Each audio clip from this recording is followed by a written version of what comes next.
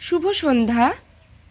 আজকের আলোচ্য বিষয় বিখ্যাত কথা সাহিত্যিক বিভূতিভূষণ বন্দ্যোপাধ্যায়ের লেখা রেলের পথ গল্পাংশটির মূল ভাব।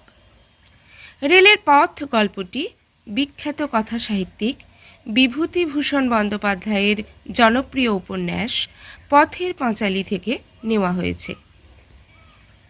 গল্পাংশটিতে দেখা যাচ্ছে এই প্রথম অপু বাবার সঙ্গে গ্রামের বাইরে যাচ্ছে। দুর্গাপুরের রাস্তায় উঠে সে তার বাবার কাছে রেলের পথ কোন দিকে তা জানতে চাইল। তার মনে পড়ে গেল একদিন তাদের রাঙিগাইয়ের বাছুর খোঁজার সময় অপু আর তার দিদি মাঠ বিল জলা ভেঙে সোজা দক্ষিণ মুখে ছুটেছিল রেলের রাস্তা দেখবে বলে। কিন্তু তারা হোগলা আর শোলা ভরা জলা জমিতে আটকে পড়ে পথ হারায়। সেবার তার রেলের রাস্তা দেখা হয় না।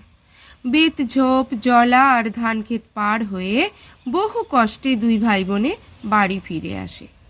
আজ যখন অপুকে তার বাবা রেলের রাস্তা দেখালেন, তখন ভালো লাগায় বিস্ময়ে আপ্লুত অপুর শিশু মনে রেল লাইন রেলগাড়ি স্টেশন নিয়ে হাজার প্রশ্ন উঁকি দেয়।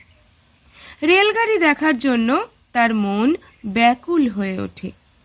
কিন্তু বাবা যখন বলেন এখনই রেলগাড়ি আসবে না, ফেরার সময় দেখাবেন, তখন অপু জল ভরা চোখে বাবার সাথে এগিয়ে চলে। এই গল্পের মধ্য দিয়ে অচেনাকে চেনার আর অদেখাকে দেখার জন্য শিশু মনের চিরন্তন যে ব্যাকুলতা, তারই বহিঃপ্রকাশ ঘটেছে। আজ এই পর্যন্তই। ফিরে আসছি পরের ভিডিও নিয়ে। ততক্ষণ পর্যন্ত টাটা।